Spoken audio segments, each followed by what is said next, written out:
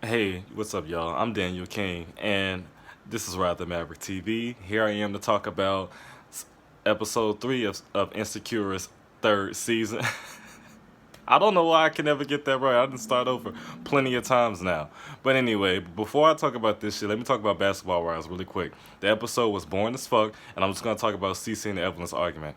I don't give a fuck about how Evelyn was feeling. Bitch, what you said was racist as fuck, and you need your ass beat. I don't tolerate anybody saying racist things to anybody, especially when it comes to two minorities, because at the end of the day, the majority, if they even still are the majority these days, they still look at us all the fucking same. So we are in no position. Evelyn's not even black, but we are in no position to throw racial slurs at any other racial group when we're all at the bottom of the totem pole according to those bitches. And the fact that she sat at this table with all these black women who know what it's like to be called racial slurs by someone else of a different race, and ain't nobody said shit to stand up for CC, was some bullshit. Because if CC was black and Evelyn let some racist slip out of her mouth, like said something racist in Spanish, everybody would have fucking taken Evelyn to like the nearest motherfucking lake, river, stream, wherever the case, and drowned her ass and left her there in Amsterdam for nobody to really give a fuck by the time they returns to the States. That shit was not cool. And then in addition to that, it was just so intentionally racist. And then she had the nerve to sit up there and dress it up and say, well, bitch, you call me evil, so I'm gonna call you some bullshit. Like, no. It's one thing. Okay, what Cece said was an insult. What you said was racist. And not only did you say something racist, but you didn't even give a fuck about you saying something racist. Like, and that's not cool whatsoever. So for me, I would have stuck up for Cece, and I would have dared Evelyn to challenge me on that, because bitch, it was racist and there's no need to take it there. And for me, it's like, bitch, if you have to go racist, that means you have nothing else in your deck of cards. You have nothing. You're fucking trying to play a game of spades with a two of fucking hearts there. And that was your motherfucking race card. And it was weak as fuck. Like I said, the episode was boring as fuck, but that little incident, and then it was just so irrelevant. Like, bitch, okay, Evelyn, really? If you really want to know why Cece ain't speak to Vashandia, it's because of your ass. She didn't want to be around you. And you all love Vashandia's ass. So she didn't want to go talk to Vashandia because your ass was there. Had you not been on the trip, she would have spoke to her ass. You fucking made her uncomfortable. So she didn't speak. Yes, I agree with Evelyn was saying in theory, but at the same time, like, she wasn't trying to go be in a situation that would have made her uncomfortable. But that's why I also feel like the bitch shouldn't even been on the trip. So she decided to come. She should have spoken, but she didn't because of Evelyn. But Evelyn decided she was going to check her on and go racist. It's just like, it wasn't cool, and I wasn't impressed with that whatsoever. And I really wish Tammy would have been there, because I feel at least Tammy would have fucking spoken up. Not even because Tammy would have spoken up because not it wasn't the right thing to. I mean, it was the right thing to do, but she would have spoken up just because she didn't fucking like Evelyn. Everybody else was trying to be respectful and trying to be cool and not beef with like having any unnecessary beef, but that is the cause for some beef, because what Evelyn did was unnecessary. You didn't have to go racist at all. Like I said, it was weak as fuck. It was trash. Evelyn's trash, and I'm not here for that. Now, into Insecure. So we get Issa and Daniel in the bed. Mind you, the way they be having these scenes set up to where motherfuckers just be looking so clean and so beautiful in the morning is just unrealistic as fuck. Like, Issa had her bonnet on, but no, like when she took it off, like everything's still in place. Her skin is in place. Like, ain't no slob nowhere. Like, come on now. Come on, like, fucking Daniel's hair looked like he just brushed and trimmed and shaved that shit up before he got in the bed to film this scene. Like, come on, y'all. Come on, y'all. Motherfuckers go to bed looking just like I am. And then when you wake up, like, your hair only be clean when you wake up if you take this motherfucker off. If it's off before you go to bed, your hair is not about to be looking clean and crisp, Daniel. It's not. It's really not. But anyway, they pillow talking, and Daniel's asking Issa, oh, what does the heart want? And all of a sudden, these motherfuckers start making out, and Daniel goes downtown like SWV on motherfucking Issa Rae. Now, I don't know how gullible you motherfuckers are, but I am not so gullible. The moment that they started making out, I'm like, nope, this is Issa fantasizing again, because there's no way she's gonna talk all that shit last episode about how she's trying to keep things platonic and she's not trying to go there with him till the very next episode. They fucking immediately. No, no, no, no, no. And then it was all confirmed for me when motherfucking chips just started falling on Issa's chest. Well, I mean, when Daniel passed her the chips and then they just fell all over her chest. I'm like, nope, ain't no motherfucker about to be getting her pussy ate while chips all over her. Talking about some, I like it extra spicy. Like, come on now, that was fucking hilarious. But I'm like, nope, this ain't real. And then Issa snapped back to reality, and then they were pillow talking again. He asked her what the fuck the heart wanted, and she was like, the heart wants to get to work on time, so I gotta go before you try to eat my pussy. That was exactly the way it was. So they go to, Issa goes to this motherfucking pet shop, this little pet grooming place where Flavor Flav is getting a paw massage and a face massage and and all of that shit. And Issa's like, do they take walk-ins? Because I need that shit too. And I'm like, bitch, I can relate to that so much. Like, ever since, like, my back has been hurting for a few years now. Like, I got all kind of knots and sores on my back, and it's just so annoying. But I mean, it's like when you get to that, as you get older, like, shit just be hurting for no reason. Like, my back hurts from, like, bad lifting, but I'm ready for it to fucking go. But a massage would definitely help you out. So I did not envy Issa at all when she was like, bitch, they take walk-ins. Now, she starts relaying to Molly that she and Daniel are sleeping in the same bed, and she's like, oh, my neck hurts. Like, Issa, your neck don't hurt that fucking bad to where you cannot sleep on that couch. If your neck hurt, you sleeping on the couch the wrong way. You probably sleeping with your head up against the arm when you need to be sleeping flat on the motherfucking couch. Okay, where your legs are over the arm of the fucking couch, not like when you trying to have your legs inside the couch and you laying up against the arm. That's not the way it works, bitch. People don't know how to be a bum. Like, you gotta be a bum the right way. Come on. You didn't have plenty of sleepovers at your grandma's house, your cousin's house, where you had to sleep on the couch and you had to learn how to make the couch your bed. Like, come on, Issa. But Molly is not here for that shit. She's just like, bitch, you cannot be sleeping in the bed with Daniel. Why are you still there, bitch? Every time you and Daniel fucking mix together, it's all bad. First time you cheated on Lawrence with him, and we seen how well that worked out. Then he nutted in your eye, and then I got the phone call about how terrified and humiliated you were when that shit happened. Now you sleeping in his house. Something is bound to happen, Issa. And Issa's like, bitch, but my neck hurt. So Molly's like, I said my piece. Do with it what you will. But were I Issa, I wouldn't be trying to take no fucking advice from Molly, because Molly makes the most dumbest, most retarded decisions outside of her professional life, period. Like, she just realized that fucking around with Joe was a mistake. Just realized. Like, so I wouldn't be trying to hear shit from her. But beat it as it may. Further into the episode, after that scene, Molly is excited to go to fucking work. Now, I think I can understand her enthusiasm, because I think we all, well, I don't know, some people are different, but I think at least once people would like to work with an all-black establishment, and it's not Walmart, okay? People want to be want to feel like they're on a higher fucking platform with an all-black faculty, or whatever the case may be. And Molly's just going up in there, bitch. She's smiling. She walking down the yellow brick road like, bitch, I'm here. Where's the party at?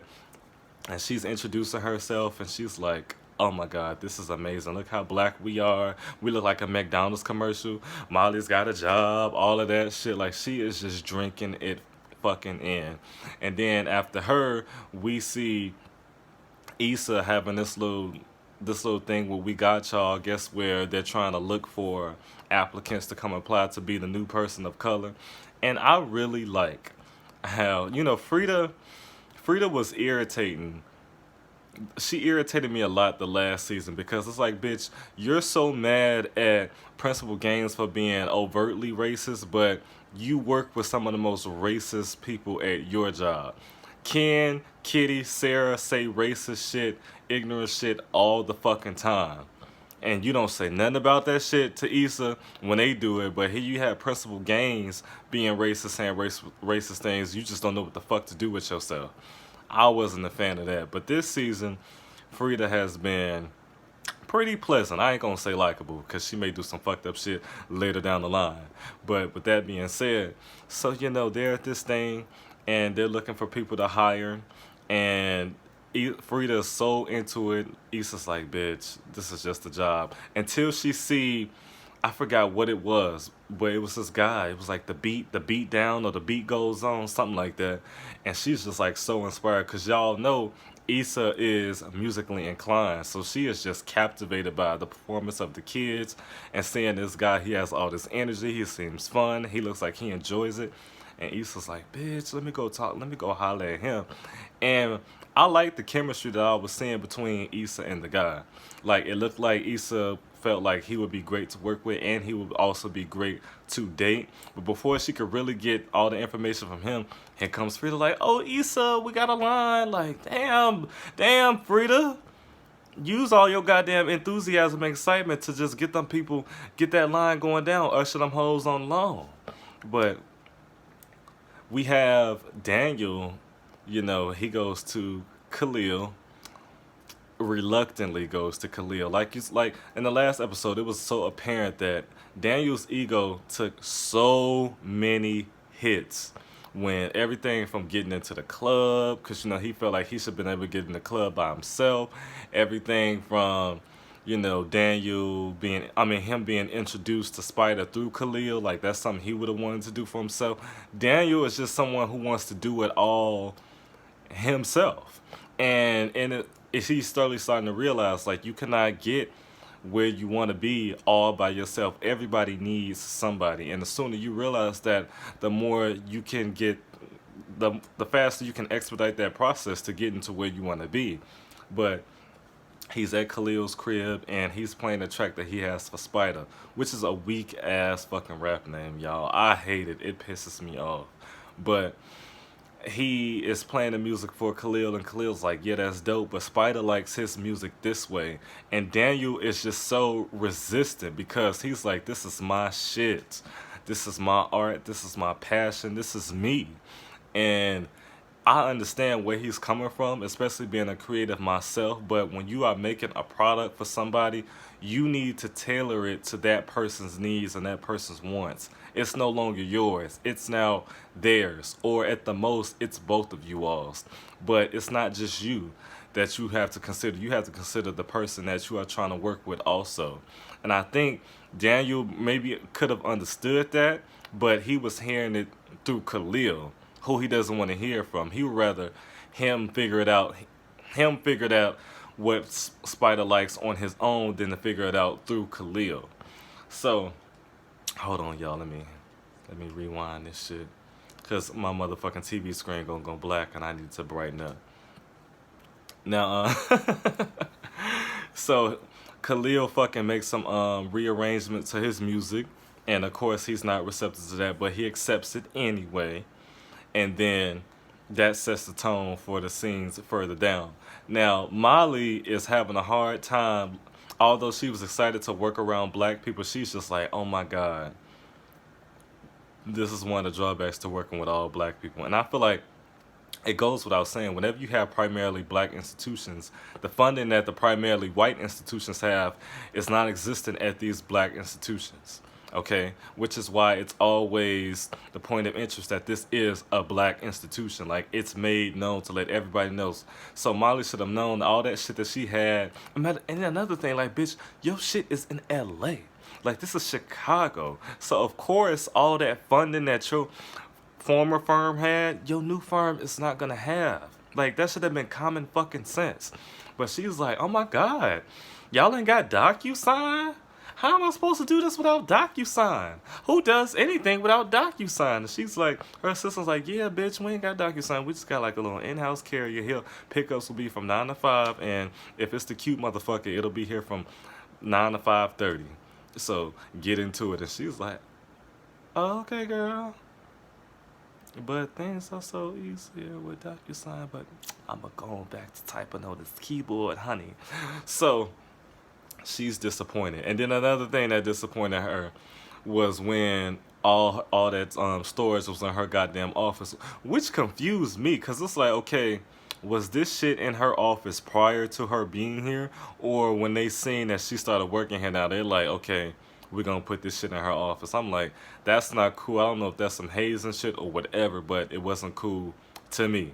So another thing that Molly was doing was that she stayed mentioning, like for instance, she was like, "Oh, my old firm had DocuSign." She stayed mentioning things that at her own old firm, and everybody knows she came from a white firm. So it's like, bitch, you're just nobody wants to hear about how these white people treated you so much better. Because it was like, bitch, if they treated you so much fucking better, you could have stayed where the fuck you were at that. Like, you didn't have to come to this black firm who ain't got none of your motherfucking comforts here. Take your ass back to LA was their attitude at one point. But, you know. So Issa has this motherfucking property manager job in her motherfucking hands. And I feel like she was like, man, I get like a cheaper place to stay. I don't have to live with Daniel anymore. I got my own space. I get a bathroom with a mirror in it, bitch. You know, she's looking at all these things until she gets the rundown on the motherfucking responsibilities. Like, bitch, you gonna have to do this. You gonna have to do that. People don't pay their rent. You gonna have to consider all of these things. And she's like, but the rent is $750 though. It's $750. It's so she's conflicted. She's like, oh my god, I can keep staying with Daniel. I don't have to pay anything. It can be free, and we can work on us, or I could just leave Daniel and just go work on me. And for me, it's like it's really a double-edged sword because like she could leave and go stay by herself and then fall flat on her face and have to come back, or she could stay with Daniel and things get a little hectic and then she could be homeless again, and that property manager position may be gone by the time she tries to take advantage of it. So it's really a double-edged sword. So she goes to the laundromat with Daniel to tell him all this shit. And then what was so funny in this motherfucking laundromat is that bitch tried to steal Issa's clothes. And I'm like, wait a minute. Because Issa's like, her shit was going, then the lady had opened it up and literally just started emptying that shit in the duffel bag. And that bitch was bold because it's like, okay, I see like if you're like trying to do it when that many people aren't around, or if they're not paying attention. Issa and Daniel were clearly right there, and she still tried it anyway. But I knew someone was, oh, she's like, oh yeah, I'm sorry, baby, I'm sorry. Then in that same moment, she like she pissed that they just found out that she was just trying to steal from them. Like she got an attitude because they foiled her plan. She pissed at them because they stopped her from stealing their shit. Like, how does that work? I'm like, that bitch just, at that very moment, I'm like, that bitch just tried to steal Issa's clothes. So Issa tells Daniel that she wants to move, and like Daniel's like, I don't want you to move. I want you right where I want you. And that's pretty much his whole opinion.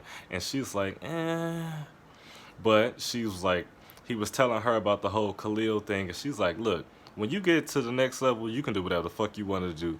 But until then, these are the growing pains that you got to experience as you are on your way to becoming a desired, a required motherfucking producer. You're going to do some things that are going to be uncomfortable for you. You're going to step outside of your comfort zone, but it is to get you to the end game, okay? It is to get you to the end zone. It's trying to get you to score that field goal, okay?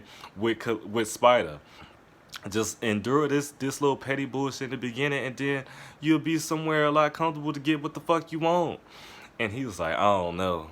So at that point, you see Issa, of course, riding for Daniel, supporting him. But when it came to what she wanted to do as far as moving out, he was not supporting that shit. And then at the end of the conversation, some dude's like, man, who the fuck stole my clothes?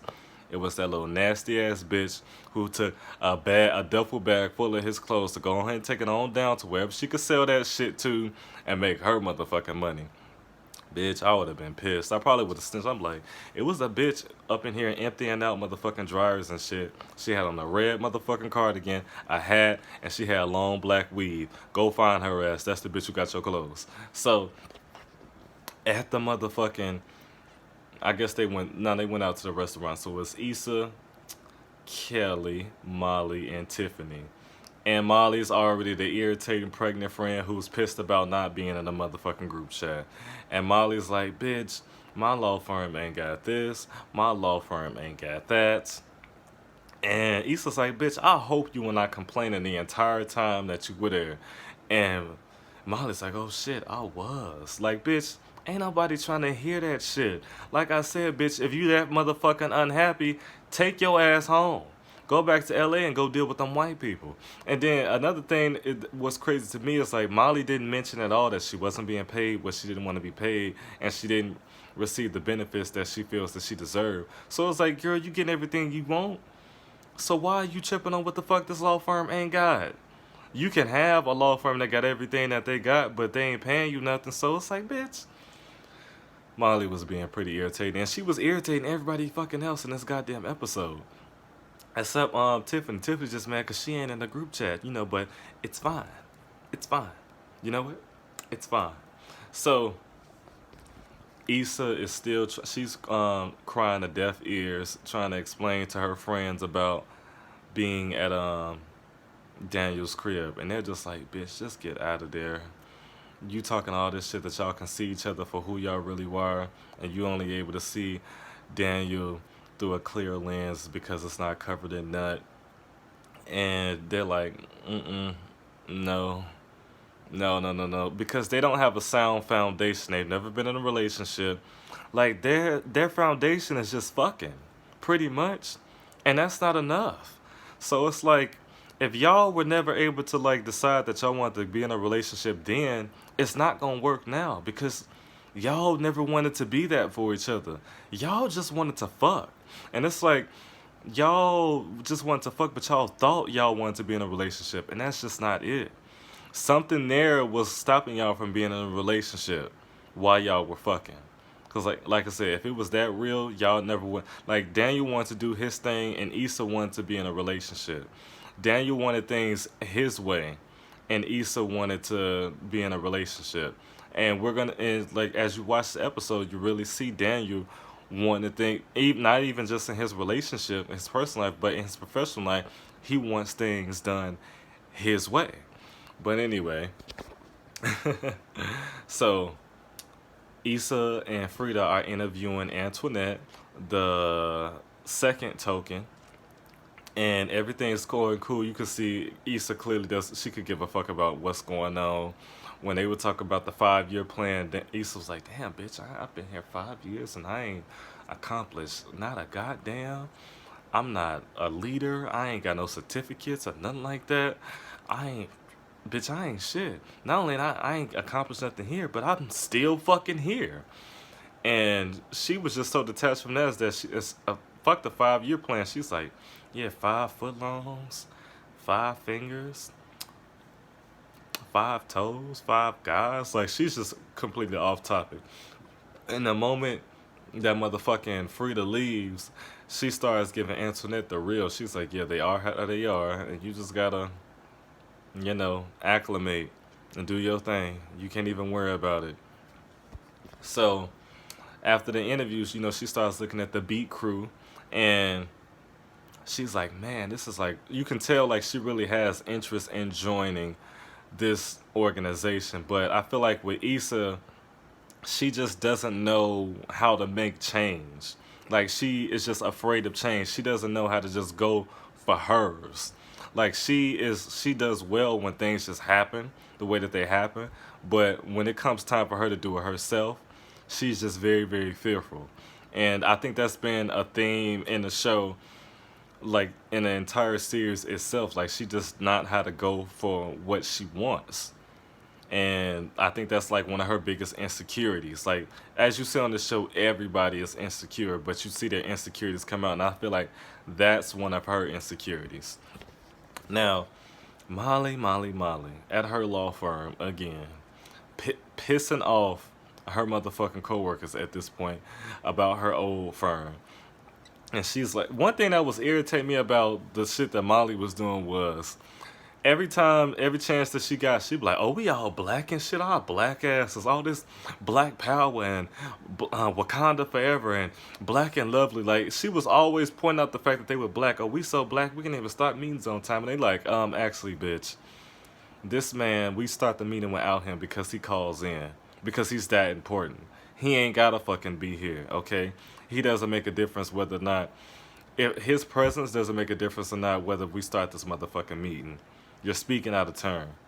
And then homeboy was like, yeah, maybe at her old firm they always started the meetings on time. And she just started, everybody laughed at her and she looked fucking stupid. She was like, man, I really am annoying. I'm starting to piss everybody off. And it's like, yeah, bitch, you are. And then it just kills me because I just feel like it just goes without saying, like whenever you make transitions, things are not gonna be the way they were at your previous spot. Even if you work for the same company and you move from one store to another store, things are always gonna be different. And you would think somebody Molly's age and with the experience that she have in life, she would know that. Or this is just something she just subconsciously does and doesn't even realize she's doing it until somebody fucking humiliates her in a motherfucking meeting that didn't start on time. So, Daniel. Fucking up again.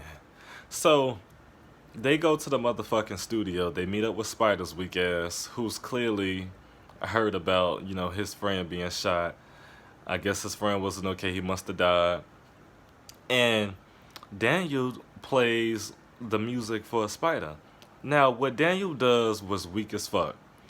I mean, and I understood why he did it. I really do. As a creative, I understand why he just wanted to play his music for Spider and not try to do the collab that he did with Khalil. Peep that alliteration. But it's like, Daniel, this man did not have to help you. Like, he really could have left you out cut and dry. He really could have left your ass outside of the club.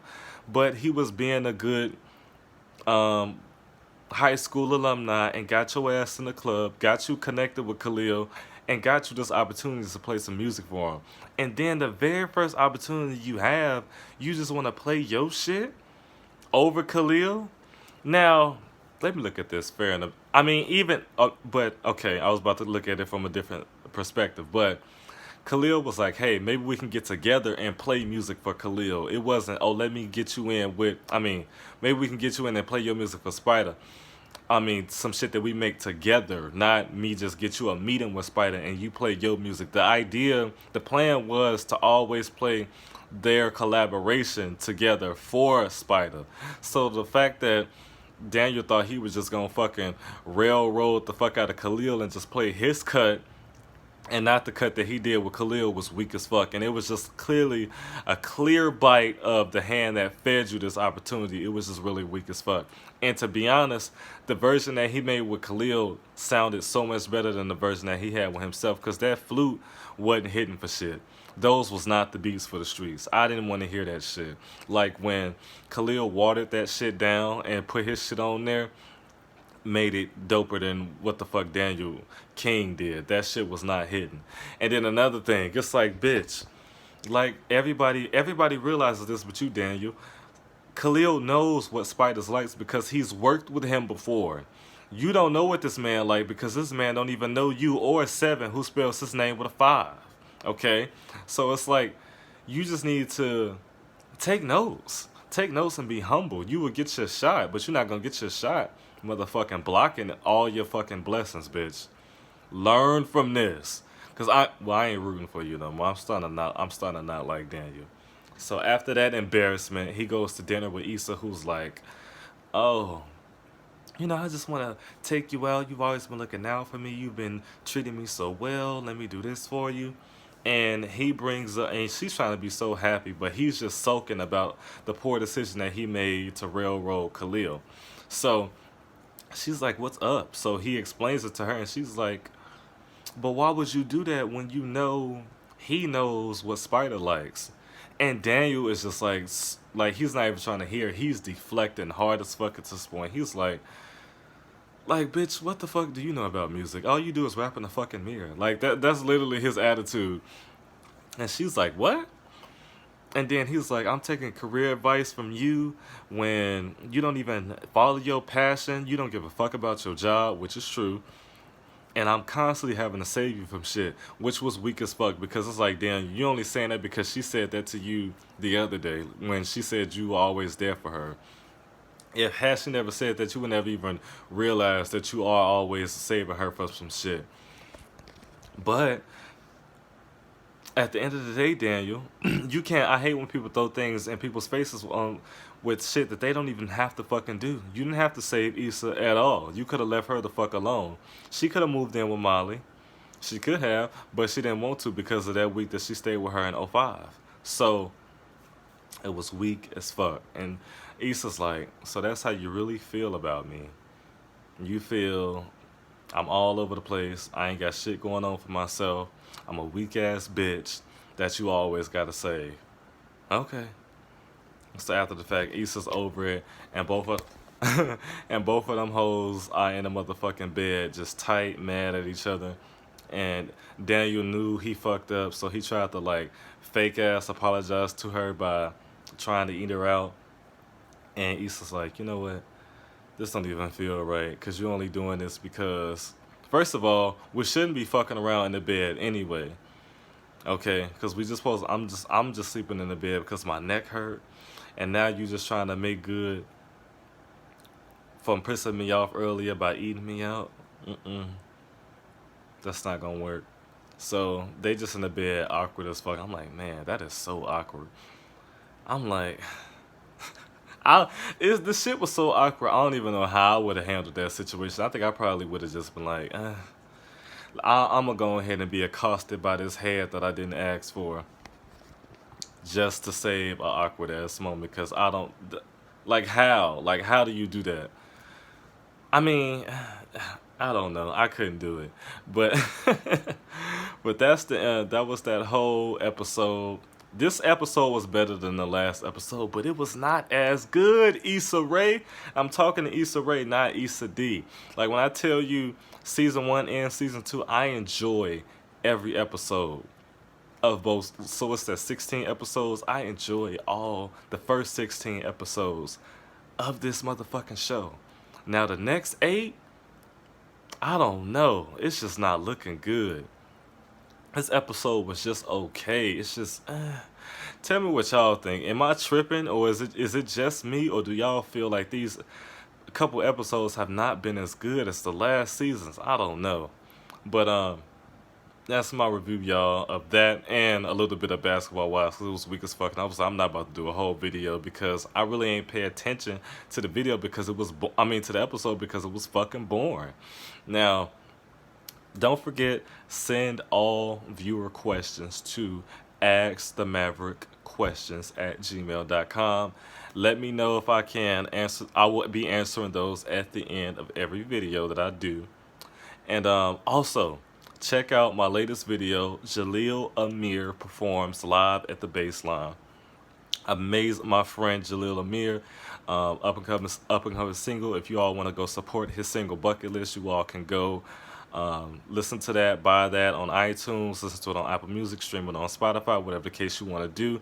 Make sure you go out and support him and watch that video of him performing live, giving y'all all kinds of vocals, giving y'all all kind of light-skinned vibes, giving y'all all the shit that y'all want.